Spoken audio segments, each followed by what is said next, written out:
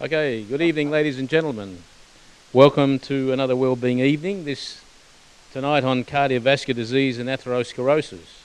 Last time we had a Wellbeing meeting on diabetes, and we were informed that there are about 1.2 million people out there with some form of diabetes.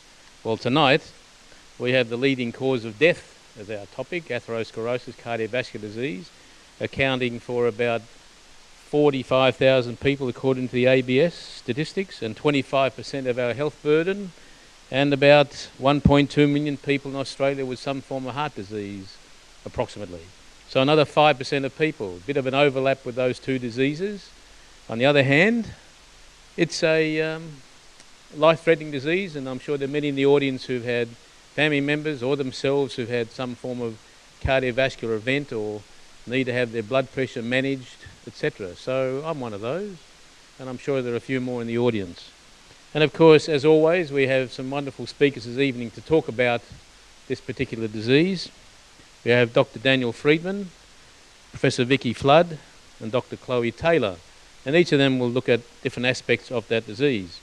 This evening we're also supported by the National Heart Foundation of Australia, and when Julie Mitchell arrives, she's going to introduce herself and perhaps give us just a very quick brief about, of course, very important National Heart Foundation. Thank you, Julie.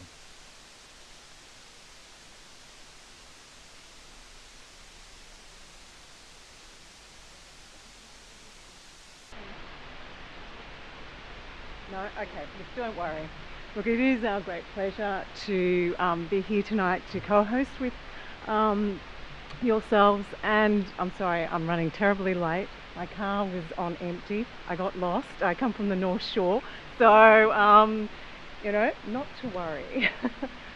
What my slides would have said essentially, let me take a breath.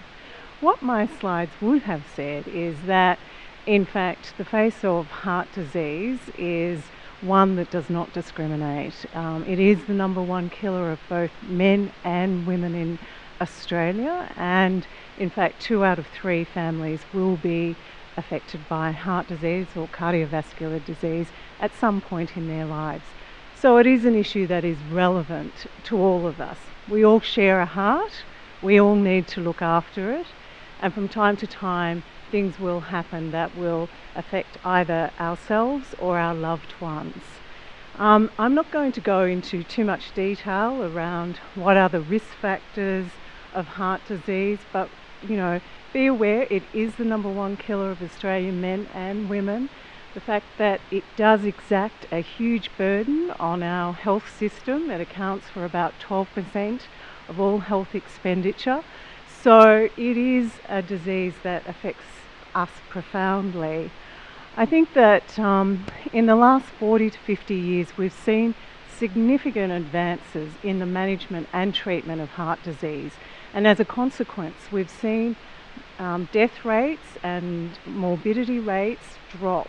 However, which has been due to the benefits of advances in diagnostic tests, better medications, better treatment and surgery options available to us. But I think we can't get complacent about this issue.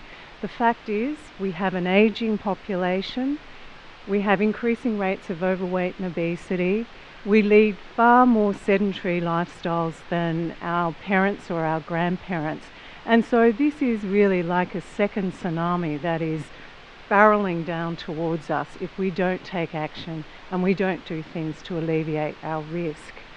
So what I will just touch on briefly is just some of the services the Heart Foundation has available to support people with heart disease. Firstly, we have a helpline, a free helpline that people can ring to get advice or information, whether it's about your own conditions, your own medications. It's staffed by cardiac nurses that will give you the information that you need. Secondly, you can always visit our website for heart healthy recipes.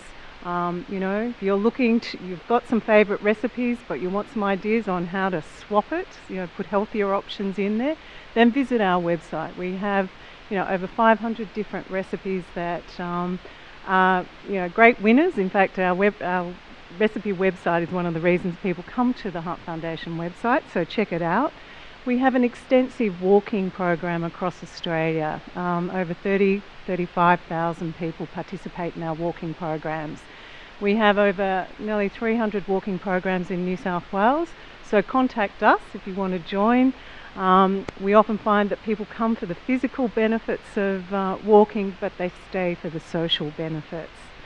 I think it's also important to know that we're a major funder of research, and so we award research grants to the best and the brightest around the country to advance our understanding of cardiovascular disease. And I think that you should also be aware that we're very active in the community, particularly with community grants to support those living in rural, remote, Aboriginal or culturally diverse communities. And we have quite an active program. In fact, Stanley Roth, who some of you may know, chairs one of our major initiatives, which is focused on women and heart disease and how we can raise awareness of this issue.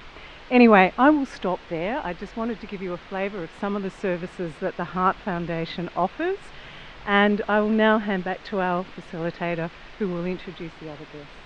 Thank you.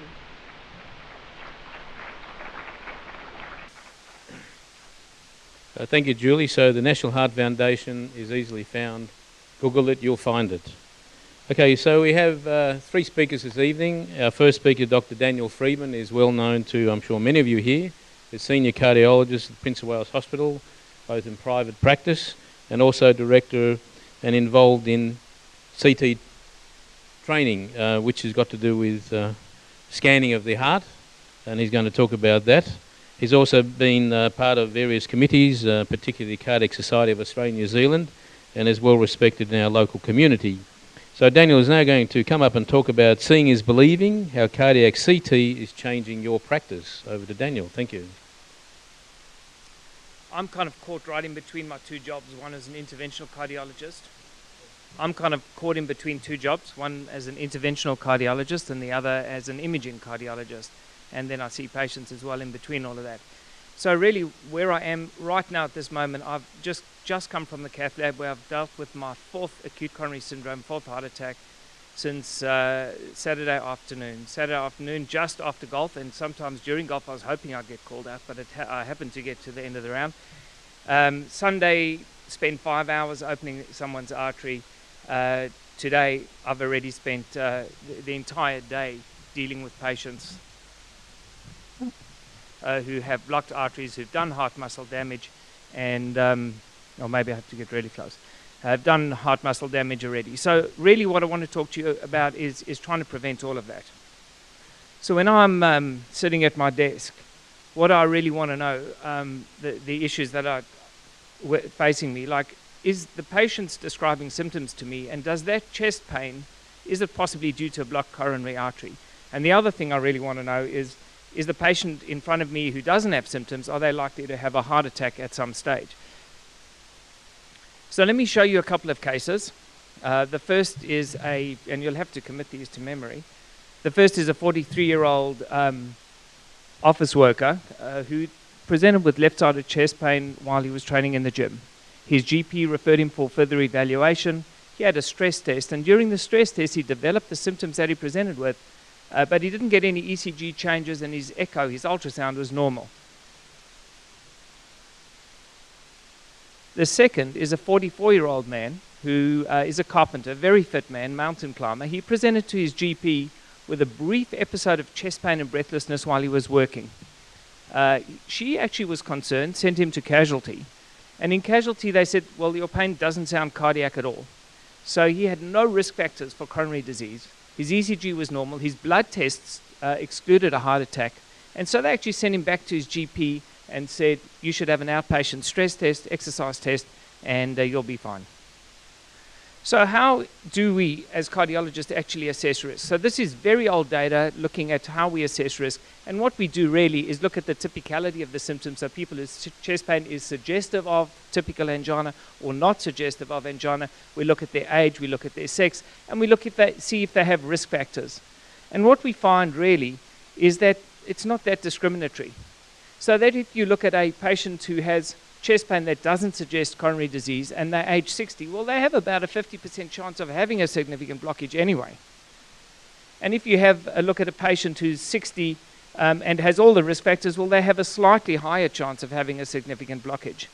And even if you look at patients who have typical angina, who present with a story that a cardiologist is going to say, that's a blockage in an artery, if you're younger than 50, you've got actually quite a low chance of having a blocked artery. And it's only when you have typical symptoms and all the risk factors that you are then likely to have a coronary artery. So what I'm trying to show you is that the way we discriminate try and evaluate patients is not very accurate. And I'll go further in this.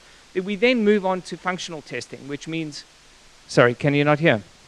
We then move on to functional testing, which is stress testing or stress echo or nuclear scanning. And we find that those tests are not very accurate either. The chances, the sensitivity of a test is the chance of actually picking up disease when it's present, that's only 70 to 80%. And the specificity of the test, which is the chances of a test being truly positive, is around 80%. So we're going to miss a lot of patients. And let me explain what a sensitivity of 70% is. These are 100 patients where the risk of having some disease is 10%. And those are these little circles in black. So when we do a test that only has a 70% chance of finding the blockage, we'll pick up these ones. But these ones we are not going to pick up. And that's not an insignificant amount of the population. You're going to miss 3 in 10 patients who've got significant blockages if you do this. And this is the result of data from 400,000 people in the United States who underwent invasive angiography. The interesting part about this was even if you had, this is the chance of having a blocked artery up here, and it only goes up to about 50% at the most in this graph. Even if you had typical symptoms, classic angina, and a positive exercise test, even then, your chance of finding a blockage on an invasive, on an angiogram, was only 50%. And it made very little difference whether you had a positive stress test, a negative stress test, an equivocal stress test, or didn't even have a stress test at all as to whether a severe blockage was going to be found. So let me show you these 2 patients. This was our 43-year-old man who got his chest pain on the treadmill after getting it in the gym. We did a CT coronary angiogram. This is his artery over here. His left anterior descending, you just saw, was normal. His circumflex artery was normal. His right coronary artery was normal. This guy is normal. I don't know where his chest pain is from, but I certainly know where it's not from. And what about our other 43-year-old man, a 44-year-old carpenter who saw his GP? Even in hospital, they said, this is not cardiac pain. Go back and see your GP and have a stress test. Well, he had a critical blockage in the middle of his left anterior descending artery, which is over here, right over there. And we can look at it much more closely. And what you see here is actually the lumen of the artery. So this is the iodine replacing the blood in the artery, or filling around the blood, so you can see the outline of the artery. And right at that point, it looks like it's been completely squeezed off. That's what was causing his chest pain. We can go even further. We can look at that in little cross sections, and this is what a normal artery looks like in cross section. A big, huge artery, you can't even see the wall of it. And as we drill down and as we go down, you can see this fatty plaque sitting right outside the artery, starting to compress where the blood flows, which we call the lumen. And right over here is the critical narrowing. That's all the blood that's getting through, single file red cells getting through this massive plaque in his left anterior descending artery. And then the artery again. So his circumflex artery was fine, and his other right coronary artery showed the very earliest plaque just over here. This is beautiful projection. I've never had such good projection, actually. Absolutely beautiful demonstration of a very early plaque. So he had a critical plaque. I took him to the cath lab that afternoon. You almost can't see any contrast filling this part of the vessel. And it's a massive vessel supplying a very important part of his heart. And then obviously I put a stent in, and it's sorted out. Of course, the story doesn't end there, and he came back 18 months later and he had chest pain. I wasn't going to do a stress test. I did another cardiac CT angiogram, and his stent, which you can now see over here, was widely patent, and there was no narrowing in it at all. So now I want to know, is the patient in front of me, these are now asymptomatic patients. When you come for a risk evaluation, you've got high cholesterol. Do I want to know, are you likely to have a heart attack? Well, I've shown you how we look at that. So really, this is our risk factors this is the way we do it. We look to see if you're male, female, smoker, non-smoker, whether you're diabetic, not diabetic, what your blood pressure is and what your cholesterol is. And out of that, we generate a 5-year or 10-year risk of having a heart attack. And these are the risks of these two patients. Okay, this was the 43-year-old patient who got chest pain in the gym. This risk factor, this is from endorsed by the Heart Foundation, showed that he had a 1% chance of having a heart attack in the next 5 years. And the 44-year-old guy, which is probably right, it was even lower than that. But the 44-year-old guy, when you plug in exactly the same data, his data, he had a 1% chance. He didn't. He had a 100% chance. So we know that these risk factors that we use, there are a lot of shortcomings of these risk prediction models. They don't take into account family history, very important. They don't take into account the type of cholesterol that's up. The risk is very underestimated in women and in young people. It's very underestimated if you have one risk factor, like a very high cholesterol but nothing else, or are a heavy smoker and nothing else, or have a strong family history and nothing else.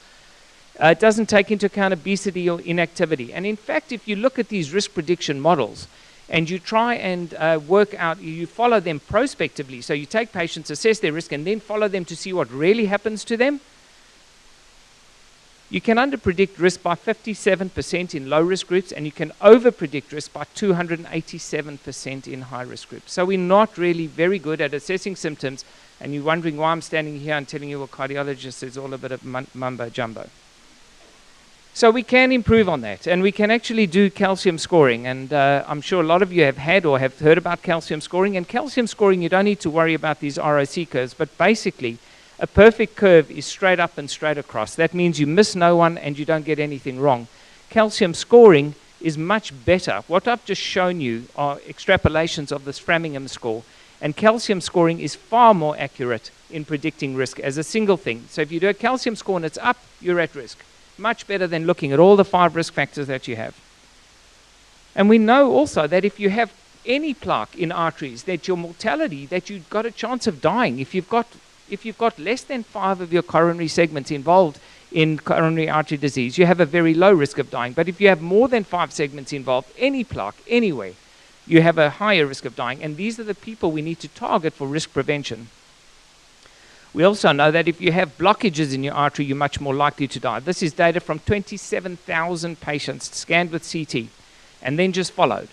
If you had no plaque at all, you did extremely well. You didn't die. If you had some plaque but it didn't cause a significant blockage, like more than 70% in a major vessel, you did very well as well. But if you had blockage in one artery or 2 arteries or 3 arteries, there was a very high death rate or heart attack rate in those patients. So we know that looking at anatomy, so now I'm saying we're moving from risk prediction, trying to guess, to actually look at anatomy and predict who is likely to have a heart attack. We also know that the type of plaque we look at is important. If you've got mostly calcium in your plaque, which is this big white thing, this is the lumen, this is where the blood flows. It's wide open, but there's this big lump of calcium. Patients who have only calcified plaque do very well. They don't die very, very frequently. But patients who have the same lumen, but have all of this around the plaque, I'm not sure how that projects, but this is all plaque around that central lumen. Those patients who have non-calcified plaque do very badly. They actually die. 9.6% of those patients, more than 1% per year, will die from coronary artery disease. So the data now that I'm going to show you comes predominantly out of Japan. They've been really instrumental in leading the way and trying to assess that plaque that you see on a cardiac CT and trying to predict whether that's going to cause a heart attack. So they looked at the first patient, a series of 71 patients who had, some of whom had unstable angina and some of who were stable. And they looked at the CT scans that they did on these patients, and they found a few predictors of what would cause an unstable or an acute coronary syndrome or a heart attack, basically. And they found if your plaque had a lot of fat in it, if it was what we call positive remodeled, what I've shown you, the outgrowth of the vessel, or if it had spotty calcification. They found these 3 factors would predict that the patients actually had an unstable syndrome having a heart attack. They then took it even further, and they looked at over 1,000 patients who had cardiac CT scans, and they looked at two factors: positive remodeling, which is the plaque growing outside the wall of the artery, and low attenuation, which means fat in the plaque. and that they found the incidence of having a heart attack was over 2.5 years was 22%, like 10% a year if you had both of those features, and 0% if you had a normal cardiac CT. So now we know that having blockages is important. We know having non-calcified plaques is important, and we know that these factors that I've just talked about, that's how far we're drilling down with cardiac CT. These particular factors are predictive of whether you're going to have a heart attack, and not just mildly predictive, very predictive, like 10% per year. So I'll take you even further. And what we're talking about, this is the anatomy, this is what I explain to my patients day in and day out. This is what happens. Coronary artery disease is not just a static disease where there's just plaque and that's it. It's inside that plaque is an absolute hive of inflammation. So what we have different components of plaque. This is calcium within a plaque. This is where fat was, and that's been stripped out by the preparation process. So what you see is all of this is the artery wall in pink. What you see is all of this stuff between here and here. This is where the blood is, the lumen. And all of this stuff is sitting in the wall. And there's calcium, and there's fibrous plaque, and there's fatty plaque. And right at this point, which is the edge of the plaque, the neck of the plaque, is separated from where the blood flows by a few microns, 40 microns, 50 microns. And that's exactly where the shear forces are in the artery, and that's exactly where you have inflammatory processes. And there's inflammation there, and if the inflammation gets out of hand, it destroys that separation between the plaque and where the blood flows. The fat is exposed to the blood, and you get platelets sticking on there, cause a blood clot, and in a 3 millimeter vessel, when you get a blood clot, it blocks off in seconds, and that is what a heart attack is. So it's not, this plaque that resulted in a heart attack was not narrowing the artery dramatically, but it was unstable, and that's the concept that I'm trying to get across here. It's not that the degree of narrowing is not that important necessarily, it's how stable or unstable the plaque is. So we got great stuff in the cath lab. I mean, that's why I did interventional cardiology. We've got this thing called optical coherence tomography, where we can put catheters down everywhere, and kind of frustrated surgeons. And we can shine very bright lights, and we get images like this. This is what I do in the cath lab. At least once or twice a week I'll be getting images like this.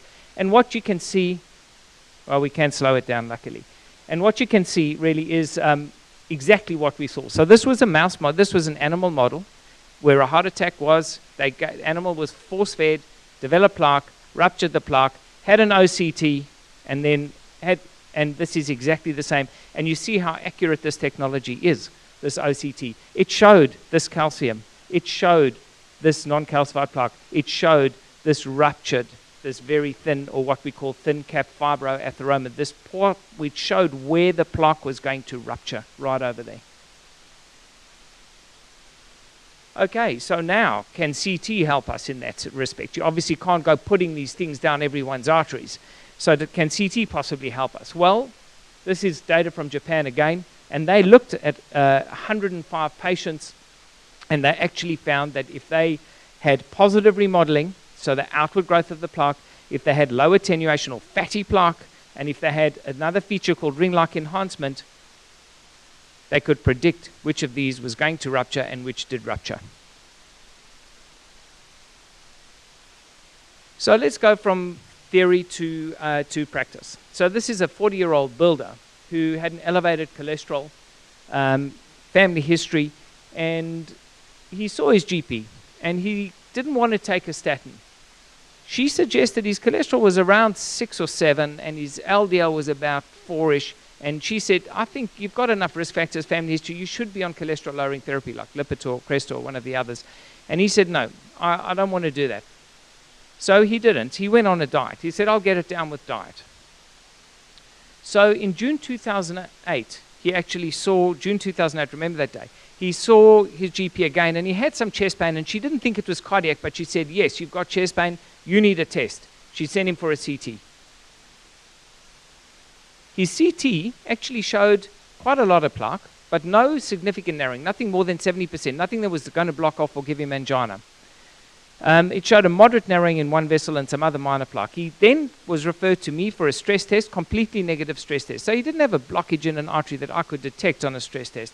And in fact, he was very good with his diet, and his total cholesterol came down from 5.8 to 4.4, 5.8 to 4, and his LDL from 4.4. This is a very bad low density. This is the atherogenic cholesterol, the one all the cardiologists will worry about, LDL, came down to 2.9. Those are very decent values. But there is no data whatsoever that diet will prevent a heart attack. We know diet can reduce your cholesterol, not usually by this much, and no data whatsoever that it will reduce the risk of a heart attack. And that's because diet does nothing to inflammation. And the statins, the cholesterol-lowering therapy that we prescribe, actually don't just reduce cholesterol, but they reduce inflammation in the plaque, and they reduce the chance of the plaque rupturing. So this is his CT. His LAD, his left anterior descending, the big artery in the other patient you saw that blocked off. He just had minor calcium plaque there, so we think he's low risk. And in his right coronary artery, he had some very minor calcified plaque there. Again, nothing much, less than 5 involved segments. However, in his third artery, circumflex artery, he had this very complex plaque. So this gray, again, is where the blood is, what we call the lumen. This here is just plaque all the way around, from there on top and there at the bottom. This is fat within the plaque. This is that ring-like enhancement I spoke about. This is spotty calcification, partially calcified. You could predict this plaque was going to rupture. And in fact, I reported the scan, and I said there is vulnerable plaque, and I would recommend cholesterol-lowering therapy. Well, he didn't take cholesterol-lowering therapy. I'll just show you some cross-sections. What you're actually looking at here is where the lumen is. So normally you wouldn't see any wall around here. That's where the blood flows. Here is the wall of the artery now. It's grown outwards massively to accommodate this huge plaque with massive amounts of fat, little bits of calcium, and this ring around it. I don't know how well it projects. I think I can see it from here, certainly. And that's where it was, right in his circumflex artery. So in December 2008, just 6 months later, he presented to the emergency department with crushing central chest pain going to both arms, the typical heart attack presentation. He had ECG changes that were consistent with an acute coronary syndrome. He had elevated cardiac enzymes. He was treated with very powerful anti-clotting agents overnight. He had a lot of arrhythmias. He needed to be defibrillated. And he was taken to the catheter laboratory the following morning, where my colleague, exactly where we'd seen that plaque, right at that point, documented a critical narrowing. Right over there, 99% narrowing. So I knew this plaque was going to rupture, and we know we can do something about it. I think we've got to that point with cardiac CT. It's not just about seeing blockages. It's about seeing how much plaque you've got, what the volume is, what the makeup of that plaque is. Is there a lot of fatty plaque? And these are plaques that are going to rupture. This is what's going to cause a heart attack. So I think I've gone, his outcome was not that good. He had quite a high troponin level. This is the old troponin. So he had quite a lot of muscle damage. He had impairment of his heart function on echo. You can see an area where the heart muscle has died. So he hasn't had a brilliant outcome. And so I think what I've tried to show you in the last 20 minutes is that we're not great at predicting risk with risk factors. We're not great at interpreting patients' symptoms, and we have a tool now that can do much better than those things. We can actually see whether there's a significant blockage. We can actually see the type of plaque that's likely to cause a problem in the future. So I think it's kind of, you've got to really, cardiology is moving fast. This is getting adopted. I mean, I've been teaching it for 10 years, and now it is definitely becoming widely adopted. And I think it's really time to take the plunge. We've got to embrace this technology now. And time to move on with cardiology from all that data I showed you, which was made 50, 60 years ago, to where we are today and what we can tell from cardiac CT. So thank you very much for your attention.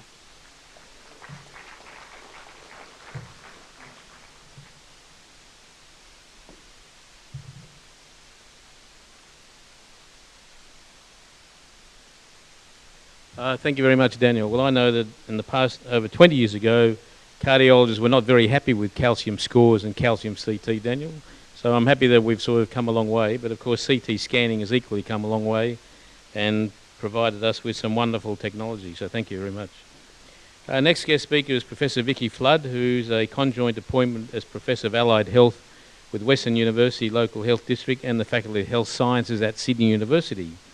However, she's going to talk about nutrition and diet, and eating healthy, because eating well for a healthy mind, body, and a healthy heart. So let's hear from Professor Flood.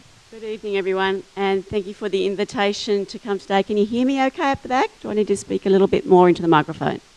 See how that goes.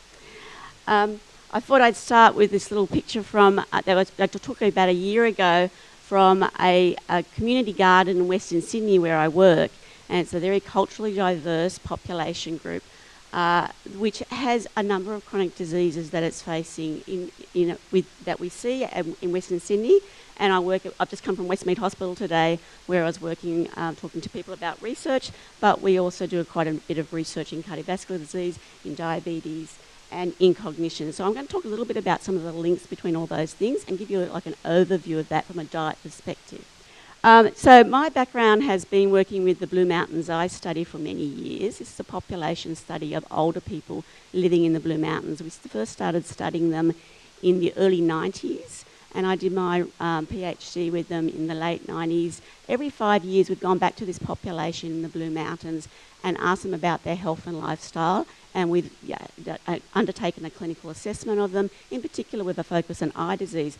But what we find is eye disease is related to so many aspects of health, vascular health included, and we have a series of questions and clinical assessments around their vascular health as well. So I'm going to present a little bit of that data as I move along. But the other thing that I've been doing in recent years is looking more and more into plant-based diets, Mediterranean diet, and the work and that connection with cognition. And I see a relationship between all of these factors working together. I've done some work in Indigenous health area as well. So this is a little bit of background about me and where I'm going with that. So today, what I want to talk to you today is give you a bit of an overview of healthy diets among healthy as people age, as they get older, and looking at that from a health perspective, and then some of the evidence around that for cardiovascular disease in particular, but I'll also talk a little bit about evidence and how that relates to cognition, and then to talk to you about how you can assess your own diet, Mediterranean diet. I did have some handouts at the beginning that I've left up on the desk, but some of you may have got that. I can also make that available for the organisers if you would like me to pass that on, but it might be a bit difficult. Okay, so just looking across this picture of the world, what do you think might be in common about this? I don't mind if people call out about this one. And the spots that are highlighted here. When you think of anything there that might be going on. That's right, people living a long time. So people have seen this before. This is known as the blue zones. And we know some things that are in common. It's an interesting mix of population groups when you look at that across the world. We don't necessarily see it all happening all in one area, but there are some common factors about those people that live in those areas that lived for, they predominantly lived for up to 100 years, and they lived healthily for a long time. And so these are some of the common features from a diet and healthy lifestyle point of view among those different population groups. So you can see, and I'm just going to then just give you a little click a bit further to see the common factors there between all of those people. So different, they have healthy social connections. They do interact a lot with family. They predominantly follow a plant-based diet, and they're very active, and they enjoy doing their physical activity as a natural part of their lifestyle. So they're gardening or they're walking a great deal. And they're often having legumes, and they're engaged in their local community.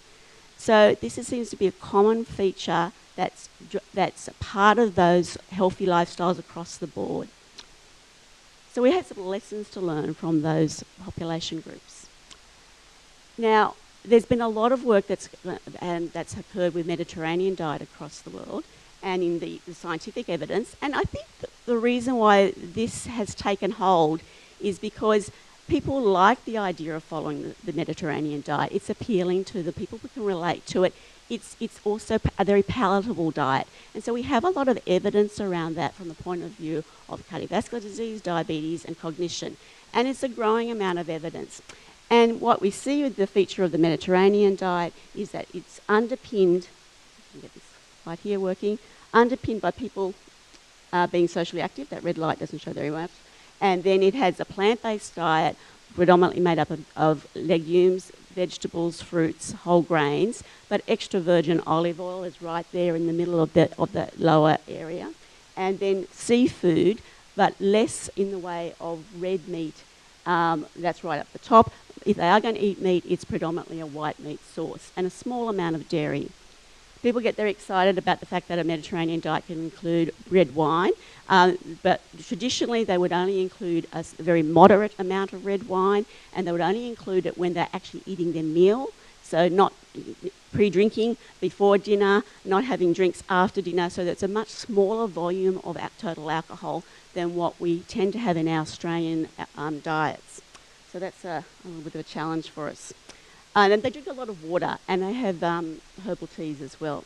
So UNESCO have recognised the Mediterranean diet as an intangible cultural heritage, and it's also been identified in the National Health and Medical Research Council in Australia as a healthy diet that reduces morbidity and mortality. Just recently, with my PhD student Sue Rad and myself and others have published an overview of the Mediterranean diet and exactly what that means. There's a little bit of snapshot, so this is available, publicly available. You can Google it on the internet, and it's in the Asia Pacific Journal of Clinical Nutrition. And if you're interested in recipes, I also would recommend this book as well, Food as Medicine, but I'd certainly look at the Heart Foundation recipes as well. And I wanted to talk to you about the PREDIMED trial, which is one of the biggest trials we know that's existed for that has occurred to and tested Mediterranean diet among a population group in Spain. Now, in this trial, they enrolled many people, over 7,000 people into the trial, and they had some sort of risk factor for cardiovascular disease. So they hadn't already developed cardiovascular disease. So they either had type 2 diabetes, or they had one of these other risk factors: smoking, hypertension, elevated low-density lipoprotein cholesterol, or a low HDL, high-density lipoprotein, so that's the better type of cholesterol. They were overweight or obese, or they had a family history of coronary heart disease. Now, they divided them into 3 different types of diets. They were following either the Mediterranean diet, and they provided extra virgin olive oil. They gave them quite a bit of extra virgin olive oil and recommended about 50 mils a day. Or they gave them Mediterranean diet and they provided them with nuts, and they recommended about 30 grams of nuts a day, and that included walnuts. I'll come back to walnuts in a moment. Or they gave them what was typical at the time, that was recommended and still gets recommended now, a low-fat diet. And then they didn't give them any particular advice around energy or calorie restriction or around physical activity. They followed these people for 5 years, over 7,000 people across many centres around Spain. And it's been widely talked about in international conferences, and there's been a number of papers from the research.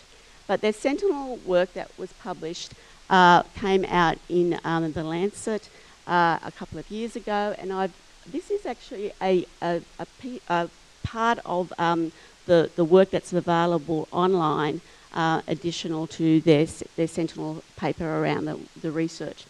And across the 3 groups, the people who had adhered more closely to the Mediterranean diet, so the people who adhered more closely are those in the green bar there. So they're following the Mediterranean diet more closely compared to those who are following it the least. So the fifth, but they break it up into fifths, the data. And they found that people who were more closely following that Mediterranean diet had about half the risk. Now this HR factor, I'll just explain this. HR means about half the risk of having an event over the 5 years, a cardiovascular disease event over the course of those 5 years of follow-up. So if you take, and if they were following it moderately, they're about 30% less likely to have the event compared to those who didn't follow the diet closely. Because some of the people were following that diet very closely in the 3 arms, and certainly I haven't showed this data today. The people in the olive oil and the nuts arm were also less likely to have an event compared to the people who are on the low-fat diet. So that's also available in the literature. Now, I'm just going to then switch a little for a moment to talking about cognitive function and cognition, because there's a lot of interest in this space, and there's a very close association between vascular health and cognition. And we know from some observation studies that we consistently see, let's go back to that for a moment, we consistently see that people who are following getting a higher score, Mediterranean diet score, that's one there, so the people who are having a higher score are the ones in the green, they're less likely to have developed cognitive decline over time. This is from observation studies of just tracking people over time. There's some other work with another type of diet pattern called the DASH diet, which is a bit like the Mediterranean diet. It's a plant-based diet, and the Heart Foundation talks about the DASH diet on their website, but it also has dairy products in it as well. And it shows a similar pattern to the healthy benefits of the Mediterranean diet. Both of them work very similarly. And then on the back of all that work on observation studies, that Spain study that I showed you about cardiovascular disease did a sub-study of cognitive function. And in that sub-study, so there were three arms yet again, where people either had a low-fat diet, they followed a diet with the Mediterranean diet with extra virgin olive oil, or they had a Mediterranean diet with nuts. And then they looked, instead of vascular health, they were looking at cognitive function. Again, just bearing in mind it's very related. And they found that the dark bars are the people on the low-fat diet, and the lighter bars are the people on either extra virgin olive oil or the Mediterranean diet with nuts. And this is the results for overall memory and their scores. So over the period of time of follow-up of the 5 years in this sub-study, they found that a lot of people were declining in their memory, so they're going down on their scores if they're just following the low-fat diet. But if they were on one of the Mediterranean type diets with either olive oil or nuts, they were able to maintain their memory. From the frontal cognition point of view, we use frontal cognition from a cognitive sort of planning point of view and planning parts of our life and behaviours. People who are on the dark bar, the low-fat diet, they're getting worse scores for frontal cognition, and again for overall cognitive function, the global cognitive function. But if they were on the diet with either the extra virgin olive oil, that one there, it was much more improved for frontal cognition, or they were able to at least maintain it from a global cognitive function point of view. So this particular intervention trial is one of the best we have in this space for Mediterranean diet and looking at cognitive function for a length of time and following people up. My PhD students just submitted a systematic review of all the intervention trials that have been conducted for Mediterranean diet and cognitive function, and we've found that that's and this is the best of those trials. I'm just going to then just briefly, just been given the 5-minute warning, so that's sort of time's flying by. I'm going to just tell you what is it about this diet that I keep talking about that might be important. What would be the possible mechanisms around this that could be making a difference in relation to vascular health? So there's a lot of information in this slide, so I'm just going to pick out a few key components of it, I feel. And extra virgin olive oil is a really key component of that Mediterranean style diet, and having adequate amounts of extra virgin olive oil, around that 50 ml amount, that seems to be coming through quite regularly in this body of work. So it is anti-inflammatory. It reduces, and they looked at other aspects of those people's biochemical markers at the same time. So they assessed and measured inflammation by a measure called looking at C-reactive protein, and they saw that their inflammation was reduced, that they had reductions in their LDL, and they improved their good cholesterol and their HDL. The nuts operated in a similar way, but they also have some antioxidant properties as well. And I really would like to give a big plug for dark green leafy vegetables and encourage people to plant their spinach out in their backyards and in their pots, and to eat plenty of dark green leafy vegetables. So that's from an eye health point of view. I've done many years of looking at nutrition and eye disease, but it's important from a point of view of vascular health as well. We know that dark green leafy vegetables are very rich in lutein, the carotenoid lutein, and lutein is taken up by our brain and into our eyes, and we increasingly are recognising that's important for vascular health as well. There's just emerging evidence around that. And for a while, we haven't been able to work out why it was taken up by our brain, why it's so important, and we're still exploring that. But we know in the macula of our eyes, the macula of our eye is very rich in lutein, and it needs to be turned over quite regularly. So it's in our dark green leafy vegetables, and it's quite important to have that. But the other function that it has is it's rich in nitrate, and it seems to have some sort of vasodilatory effect, so that you can, if you're having a lot of regular use of dark green leafy vegetables, yes, if you're hypertensive, and take the advice from your GP and take your antihypertensive medication, but in addition, it's useful and valuable to be following healthy diets that include these aspects. So I guess I'll just mention there at the end that the other feature of Mediterranean diet is they tend to cook with these moist cooking methods, and they're not very high heat cooking methods. So lots of fluid in the way that they cook and prepare foods. So that seems to be quite important from a point of view of minimising inflammation, and there's new evidence, emerging evidence coming out in this field. I was going to talk a little bit about the Blue Mountains Eye study. Have I got time just to give a few highlights? Yes, just tell me. So this is the work that I've been involved with for the last 20 years or so. Where has that time gone by? And what I find interesting about this is that it's a population of older people living here in Australia, and we've been following them for a length of time. So we know something. All that work that's been done in Europe and Spain is terrific. But what do we know about Australian diets, and what's happening with older people that we've been watching for a period of time?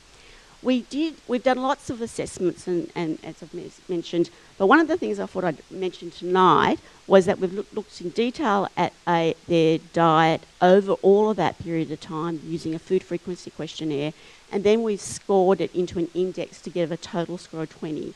And these are the features of a healthy diet, whether they're having lots of vegetables and legumes, whole grain cereals, whether they're limiting their saturated fat, having a moderate serve of dairy, having low salt, low alcohol intake, and not having excess added sugar in their diet. So that was the other feature of Mediterranean diet. I should mention it's low in processed foods, and that they're in energy balance. So when we take all that score into account, we've published with a PhD student, Joe Russell, we have published that if people are more likely to be following that healthy diet score, they have a 20%, if you look there in the red there, 20% reduced likelihood of dying from any cause mortality after you adjust for a whole lot of other variables. You take them into account at the same time. Because of course we expect people are going to die. So we take that into account in observation data sets. But the big thing that was driving this reduction in mortality overall was cardiovascular disease mortality. We looked at other subtypes of mortality, but the one that consistently comes through as being protective when you follow those healthy diets is the cardiovascular disease-related mortality has been reduced. So when we looked at cancer mortality, for example, because it's such a widespread of influences in cancer, it's not so strongly being influenced by the diet, but it was clearer in the cardiovascular disease mortality. So I'm just going to wrap it up now.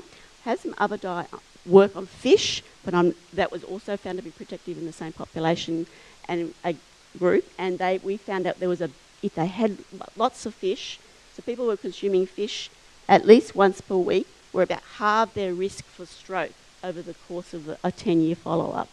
So fish was really important in our group. And a lot of our older people in the Blue Mountains, they weren't consuming expensive fish. They were tending to consume canned fish because it was easy, it was portable for them to purchase, and they were consuming canned tuna and canned salmon. And that seemed, if they were doing that regularly, that reduced their risk for stroke over time.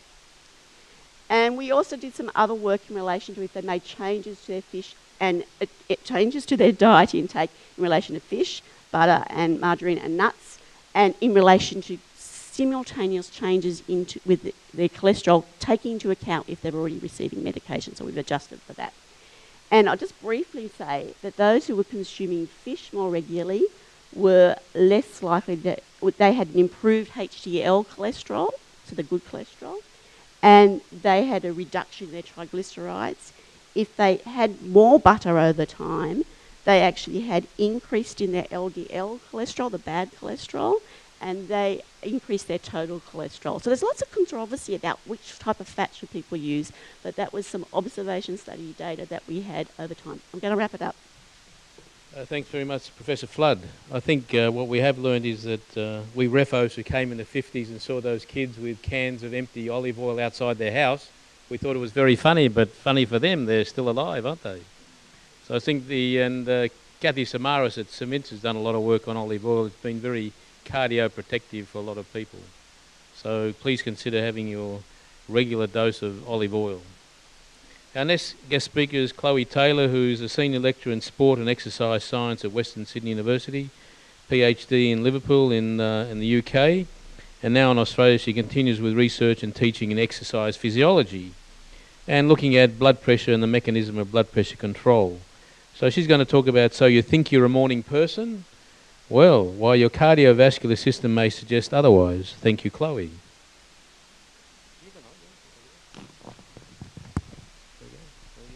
Thank you very much. I'm going to hold this by hand because exercise scientists are notoriously bad at standing still. So I'm delighted to have been invited to speak this evening. From a very early age, I've been fascinated by the human body and how it works. And through my research in exercise science, I've developed a strong interest in the cardiovascular system in particular, and particularly the effects of time of day on blood pressure control. So I'm really hoping that the content that I'm going to show you today can spark some interesting conversations. Just get my clicker. Okay, so just a few key questions that I'm going to go over in this short presentation. Firstly, what and where is your body clock? What does your blood pressure look like over 24 hours? Does the time of day that you exercise affect your blood pressure responses to that exercise? Is your blood pressure better controlled in the morning or in the afternoon? I may have given that away with the title. And can exercise improve your blood pressure control and prevent events such as heart attacks? So, let's start. You may well be, I imagine you're familiar with the term the body clock. I don't know if you know that it does have a very specific anatomical location. It's located in what's called the suprachiasmatic nuclei. Remember that information to take home and tell friends. The SCN, which is in the anterior hypothalamus in the brain. It's the job of the master body clock to keep all our physiological rhythms in sync and make sure that they're at the optimum levels for that time of day. So you'll probably have heard of circadian rhythms. These rhythms have approximately 24-hour cycles. That's why they're called circadian. Circa means about, and diem means day, so about a day in length. One of the most prominent circadian rhythms is your core body temperature. It's lowest at night, and it increases throughout the day to peak in the afternoon or early evening. And in terms of sports science, that can be quite important because your core body temperature peaking in the afternoon helps to speed up metabolic processes, and it's thought that's actually why the number of athletic world records is highest in the afternoon. That's when most world records are set. It's also the reason you get jet lag. It's a very robust rhythm, meaning when you go to a different time zone, it takes you several days to get it reset into that new time zone. Of course, we can reset it with these external cues. They're called Zeitgebers, which literally translates to time givers. Things like the light-dark cycle will help to adjust your body clock. So, how does our body clock and time of day affect our cardiovascular systems? Well, there's some evidence to suggest that it does have a significant impact, certainly on the timing of cardiovascular events. So in this particular study, the researchers were looking at the time of day of sudden cardiac death. There are other research studies looking at the incidence of heart attacks and strokes as well, and they show similar patterns. So we've got time of day along the bottom there, and the number of deaths on the side. And you can see there's a steep increase in the morning hours, with a peak in the late morning. And this does actually coincide with the morning surge in blood pressure. Now, I'm sure I could probably be corrected on this if I'm wrong, but my understanding is that if you've got elevated blood pressure, the risk of rupturing those atherosclerotic plaques is higher, correct? So if it's higher in the morning, this may perhaps explain why there's a greater risk of cardiovascular events at this time. It's certainly known that stress-induced changes in blood pressure have been linked with the incidence of cardiovascular events. And this next study interested me in particular as an exercise scientist, because what more stressful event is there than watching your national team play soccer? So this particular study was done in German soccer fans. What they did was they looked at the number of cardiac events, or cardiovascular events, every day throughout the months of May, June, and July in the years 2003, 2005, and importantly, 2006, which was the year that Germany hosted the World Cup. And this is what they found. You can immediately see there are some huge spikes there. They all happen in the year that they hosted the World Cup. So this is just in the soccer fans, obviously not the players themselves. These are the people watching at home. Of course, we're assuming some cause and effect here, assuming that because this perhaps is a stressful event, it's going to increase blood pressure and maybe put these people at greater risk. There's certainly something going on here. As a soccer fan, I was particularly interested to look at why certain matches, each of these spikes corresponds with a day that the German national team was playing. If you look at spikes 1 to 3, these are the group stages. Germany made it through the group stages in match 2, hence match 3 is potentially less stressful. Match 4, Germany beat Sweden. Matches 5 and 6, you might be able to guess how these how these ended. Penalty shootout. So just might grab water as well. Thanks. Oh.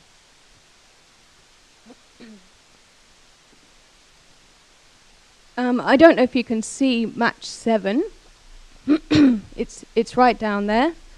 Germany had already been knocked out at this stage, and that was the third place playoff. Nobody cares about third place, clearly.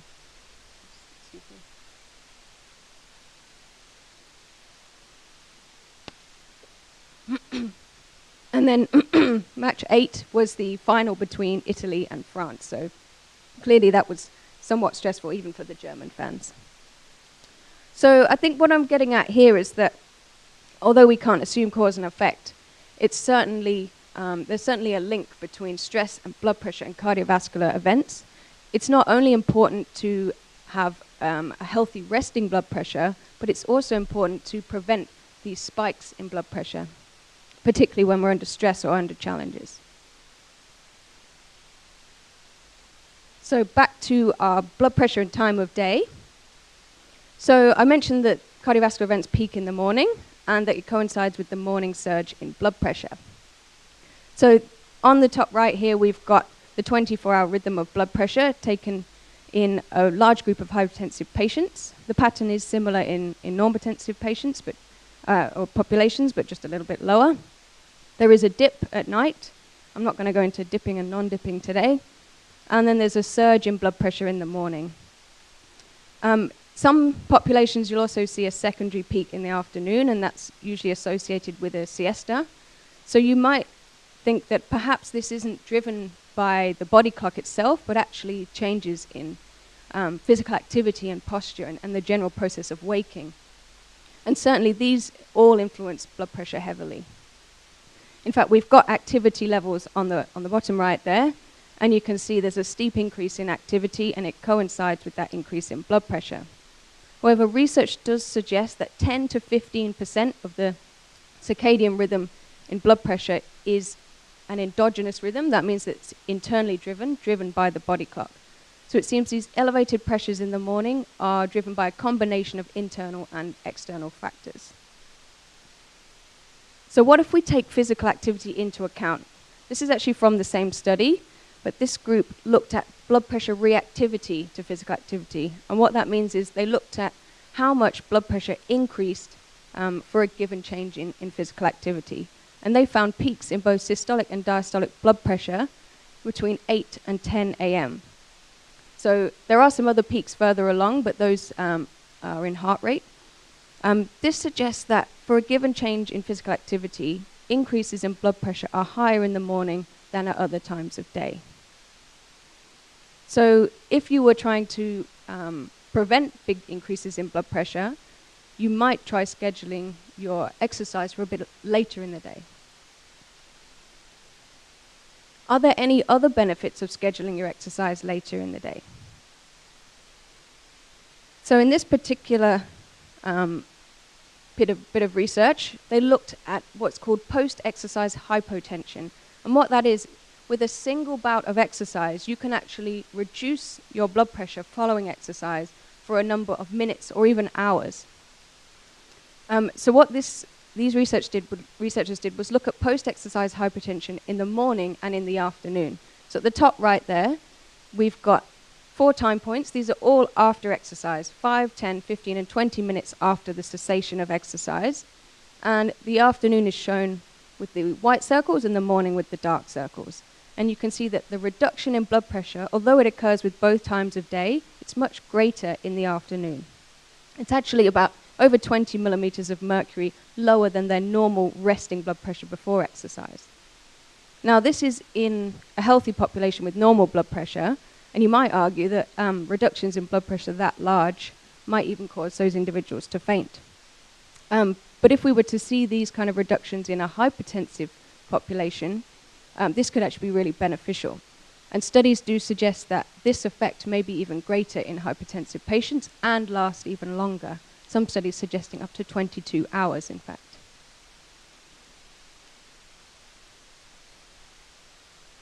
Okay, so I've mentioned that it's important not only to control your resting blood pressure, but also to be able to buffer those rapid increases in blood pressure.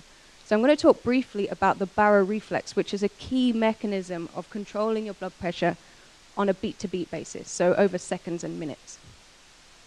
There are receptors in your carotid arteries and in your aortic arch. They are activated when there's an increase in blood pressure. They don't respond to the blood pressure itself, but they respond to the stretch of those arteries when there's an increase in blood pressure. Those receptors send messages to your brain, and they'll cause a reduction in heart rate if there's an increase in blood pressure. Helps to bring the blood pressure back down. What they'll also do is cause a reduction in nerve activity that goes to the blood vessels around your body. That causes the walls of those blood vessels to relax. They therefore dilate and bring your blood pressure back down. The opposite effect occurs if you've got a fall in pressure. So that's how this mechanism works, and it's important that it works well to be able to control your blood pressure.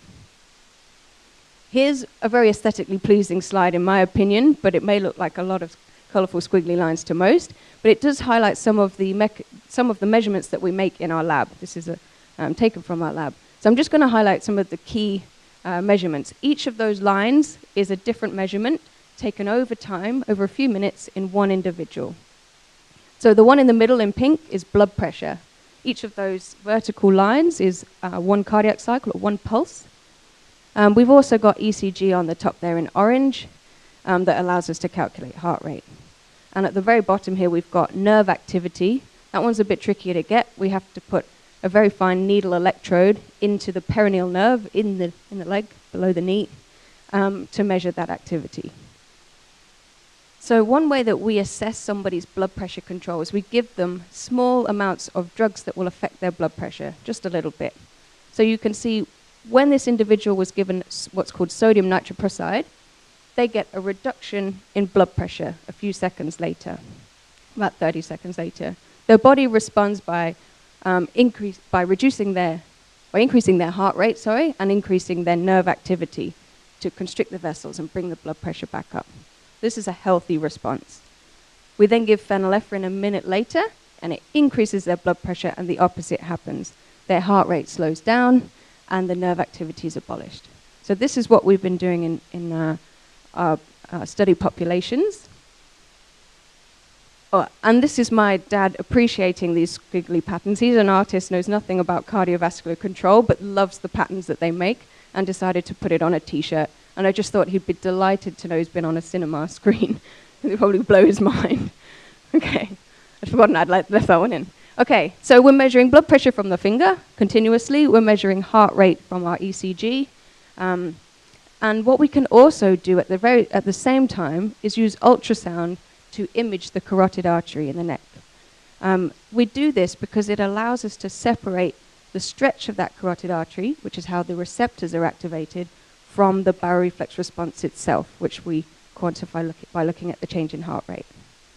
So just to show you that ultrasound technique in a little bit more scale, a little larger scale, this we put the ultrasound probe on the neck over the carotid artery, image the artery, we can detect the walls of the artery using software, and that'll calculate the diameter of that artery. So it'll track it as it changes diameter. And that's shown on the right-hand side, and you can see how the diameter follows and tracks the blood pressure. And then underneath that, we've got heart rate. You can see the heart rate response. So this is our approach. What we've done is we've applied this to a group of individuals, and we've measured them both in the morning and in the afternoon to see if their blood pressure control differs. And lo and behold, their blood pressure control, and I'm highlighting specifically the responses to the rising pressure, as I think that's more relevant today, their blood pressure control was better in the afternoon than it was in the morning. When we specifically look at the stretch of the carotid artery, this was also better in the afternoon than it was in the morning, and actually explained a lot of that improvement in blood pressure control.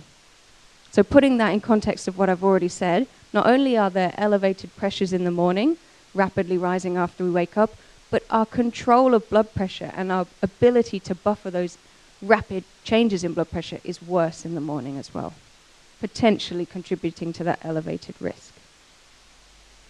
So, can we improve our blood pressure control through exercise? Well, exercise has a lot of different benefits, as you know, but yes, it does appear that exercise can help to slow the decline in blood pressure control that usually occurs with aging.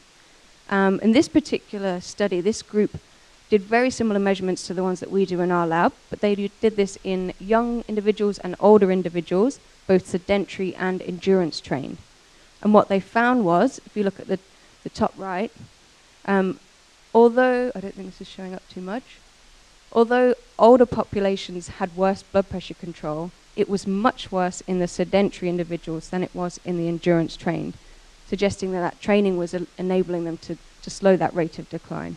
And the reason that was because the carotid arteries were not able to stretch as much in those sedentary individuals. They had poor arterial health. That means that those receptors are not activated as much in order to respond. So this tells us that we can slow the rate of decline in blood pressure control through exercise, but can we fix it? If our control has already gotten worse, can we improve it? Well, the same group did the same techniques, but this time they got a group of middle-aged and older males to complete a 13-week exercise intervention. And not only did they find that blood pressure control had improved, but this was due to an improvement in carotid artery compliance, or stretch, in response to blood pressure changes. So I think what's clear here is that exercise is a very powerful tool for improving our arterial health, and thus our blood pressure control and our risk of cardiovascular events. And this figure shows quite simply how exercise can affect our arteries, but also on the other end of the scale, how exposure to cardiovascular disease risk factors, such as obesity and high cholesterol, high LDL, can damage our arteries and cause thickness and eventually atherosclerotic plaques. So regular exercise is important for preventing that thickness of the arteries and arterial stiffness, and that's incredibly important for our blood pressure. Not only does that mean that our arteries are more compliant, so they will stretch more when our blood pressure increases, but there'll also be greater activation of those baroreceptors, and that means you'll have better control of your blood pressure, particularly when you're watching the Socceroos. Okay, so just to summarize, cardiovascular events seem to peak in the morning, and it does coincide with the morning surge in blood pressure and also the time of day when our blood pressure control appears to be worse. Exercise can have both acute benefits by reducing your blood pressure after exercise, especially in the afternoon, but also chronic benefits by improving our arterial health. So just a couple of potential life mottos you might want to consider. Take care, especially in the morning, and save your record-breaking attempts for the afternoon. And most certainly play more soccer instead of watching it, because it's better for you. Thank you very much for listening.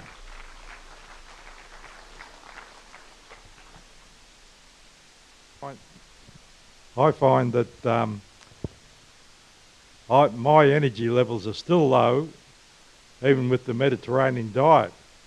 And what I take in the morning also is silicon husks to improve my diet. Can you please elaborate on that? Silicon husks. Psyllium husks. Psyllium, Yeah, psyllium husks. So that's to help boost your fibre intake, and so that's a way of doing that.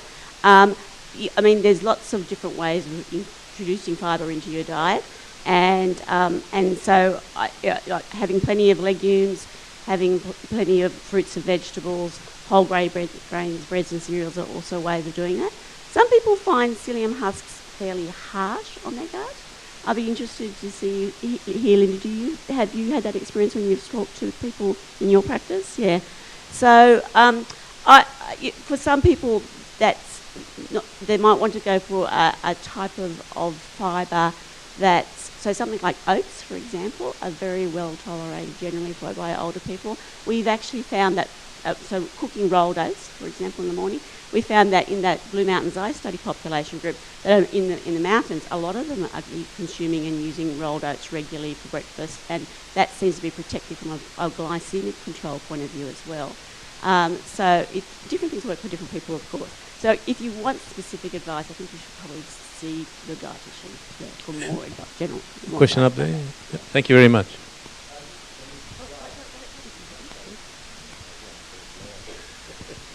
This is for Nikki Flood. Flood. Yeah. Nikki, is it too late for a person 60 or over to go, is it called lutein or dark leaf diet? No. And get his eyesight back, basically. Yeah. So we do know that even what you've done in the last 6 to 12 months makes a difference in relation to starting to change the body's response to that. So things like the macula, you can concentrate up fairly quickly and can be pretty responsive. And even for older people, that's the case. So when we've been following those people for 20 years, we've been looking at those who have improved as well as been doing the same. And we find that the people who have improved their diet over time, this is without any specific advice, they've just been doing that naturally, that they also have improved health outcomes as well. So, and this is among an older group of people. So I'm always saying to people, there's value in adopting those healthy lifestyle messages, even if you are older, because you can make changes to improve your health and have health outcomes. Now, in terms of the macula, if there's already macular degeneration occurring, it depends on how advanced that is. And certainly you can start, lutein is part of the story, it's not the only part of the story. If there's been a massive bleed in the macula as a result of neovascularism, which happens in the macula, then that will cause scarring, and that's hard to wind back that clock. But it depends on the nature of that. Can I just ask Daniel then, if we're looking at this calcium score and the thickening and inflammatory blood vessels, and there are over 100 people here, we couldn't examine everybody to see whether they've got a positive calcium score, etc. So listening to diet and exercise before anything else, is that going to make a difference in reducing that plaque formation and inflammation? No question. I think that's the whole point, is that you need to find people who are at risk, and you can identify the at-risk people. So when you say, is there any way we can scan everyone? The answer is yes, you can. Actually, calcium scoring is a very cheap, quick thing to do. And it gives you an excellent idea about who's at risk. But certainly you want to prevent everything. It's all about diet and exercise. And I think where you're getting to finding plaque, that's where you're looking for medications. That's where those things have failed, or you just have a genetic risk that is overcoming, everything that you can do physically. Okay, thank you. Ruth, yeah. There's a lady down here.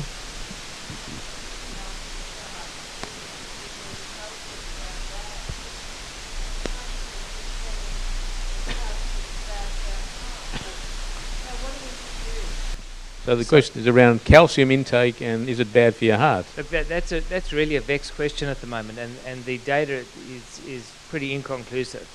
I think the answer to that is, if you need calcium for your bones, if you are osteopenic, osteoporotic, then you should have it. But just to willy-nilly take calcium may increase your cardiovascular risk. We're not sure about that. There are huge studies like the Women's Health Initiative that have suggested that a high calcium intake might be associated with coronary calcification. But there's no, at this stage, link to cardiac. There's not a strong link to cardiac events. So if you need calcium, if you do need calcium, you should take it. And if you don't need calcium, you probably shouldn't, because there is that slight thing, we're just not sure that it's absolutely safe.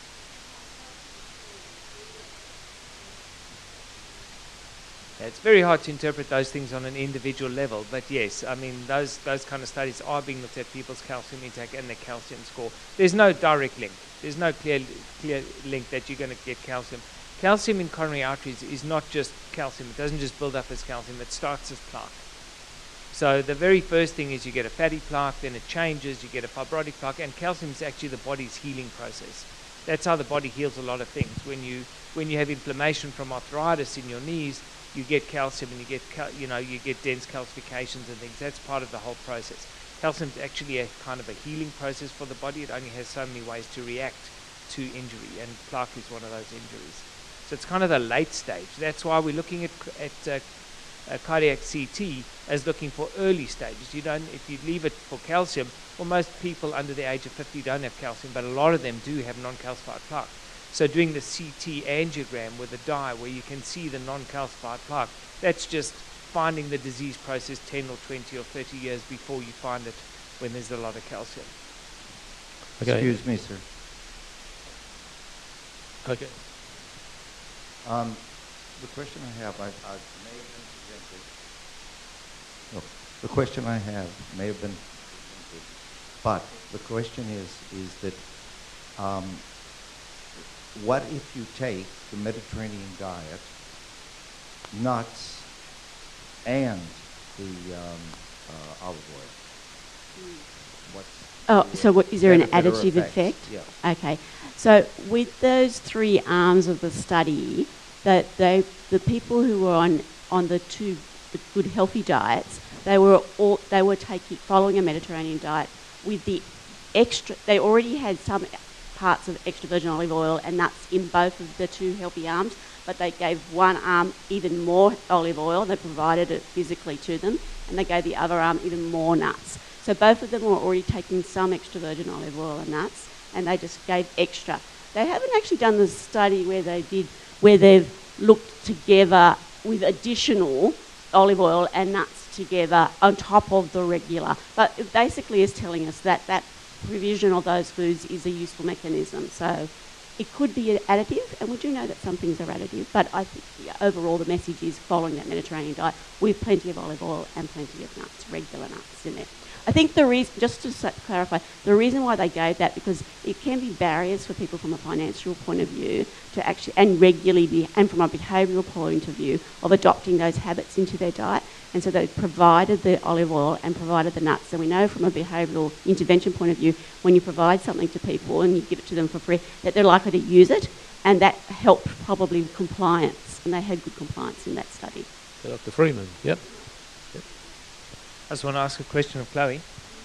This is obviously, so you talk about exercise, and you talk about exercise in the morning. So there'd be a lot of people here, like myself, probably too busy to, at the end of the day, you're doing things like this, you're reporting cardiac CTs till 10 o'clock at night. So the morning is when I know I can exercise. So is it counterproductive at all in terms of hypertension, exercising in the morning? And the second thing is, when you talk about exercise, I recommend kind of a balance between resistance training and aerobic training. And what you showed only there was aerobic training. Does resistance training actually have the same benefits? Both great questions. So the first question being, should we exercise in the morning or should we avoid it? And really, the important thing is exercise is incredibly beneficial. So we wouldn't want to be scaring people out of exercising at all. If you don't exercise regularly, you're probably increasing your risk of a heart attack more than if you exercise at the wrong time of day. So I certainly don't want to put people off. What I would say is, if you know you're particularly at risk, you might reduce the intensity of your morning exercise, and certainly if you can avoid the literally get up and run, give yourself time for your body to adjust to your changes in posture, and give yourself a little bit of extra time for your body to adjust. That would certainly be a bit of advice. And then tying into the second question about, I did show a lot of stuff on aerobic exercise because one, that's where the research has been, and two, that seems to be the main form of exercise that will improve your blood pressure. There has been a lot of research recently on resistance exercise, and it's quite varied in terms of the results, some suggesting there's improvement and others not really showing much change in terms of blood pressure. But what I would say is if you're going to be doing resistance exercise, which is important, it has a lot of benefits in terms of bone health and other things, and actually improving your metabolism by increasing your muscular bulk. It actually helps with weight loss and other things. There are certain things to avoid, such as holding your breath while you do resistance exercise, which you shouldn't do anyway. It can increase your blood pressure, it can make you faint. That's certainly something to avoid, doing the Valsalva maneuver and straining. But I would recommend, if you're doing resistance exercise and you feel you might be in an at-risk population, to again reduce the intensity of the load, but increase the frequency. So the number of reps you do would be more, but the amount that you're lifting would be less. So you're doing more muscular endurance than, say, power exercise, just to because you can get some very high blood pressures if you're lifting really heavy weights. So those would probably be my bits of advice, because I understand sometimes the morning is the only time people can fit this exercise in. So I wouldn't want to put people off entirely. Does that mean, and I'm following a 10,000 steps a day sort of, and Oh yeah, maybe me a few too. people here doing the same, so it's about 5 to 6 Ks a day. So again, is it better in the afternoon and evening if you can manage it, or nighttime like Rob Smith goes out for a nighttime walk? I mean, a lot of people go walking in the evening, so is there a benefit there? It does. The research does suggest that that you can get these blood pressure lowering effects, and they're more exaggerated if you do them later on in the day. So there are additional benefits to that. But certainly just maintaining activity, little bits of activity throughout the day is probably beneficial with regards to walking and low intensity exercise like that. Maintaining your blood flow so that you're not sat down for long periods of time is definitely beneficial. Any more up the back? Yeah. Thank you. Sorry, I might have missed something at the start when I was raising my blood pressure in the traffic here. But I've got a question. Have you seen convincing evidence that the dietary measures and the exercise have reduced the load of coronary blockages in a patient, say 3 months later, as some Americans are claiming? Yeah. The reversal of the coronary lesions. Is that you think that's possible? Thank you. So I really think that's all very important. So I think secondary prevention, in secondary prevention, you're probably more reliant on medication. So someone who's got a blockage and has always had an event, had a stent, had bypass, secondary prevention is very strongly weighted around medications. But it's really the primary prevention is what you're talking about, and doing the exercise, doing the diet, and actually preventing you getting to that place in the first instance to having a heart attack or having a blocked artery. So it's all very important. No one is saying just take the pills and you'll be fine. I think it's very, very important to do the exercise. There's much less data about outcomes in diet. We know diet reduces cholesterol. There's not a lot of data that that reducing cholesterol through diet will reduce cardiac events, but it's obviously an intuitive and smart thing to do, and we know that eating the right kind of food will reduce cardiac events. So that's definitely proven. That we saw a whole lot of data on that tonight. One more question. Yep. Just a moment, Doctor, if you can hang on there, please.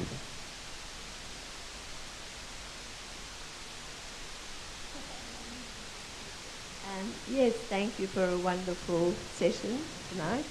I'd just like to ask a question which may be a silly one, but I've heard it said that anything that you can do standing up instead of sitting down is beneficial.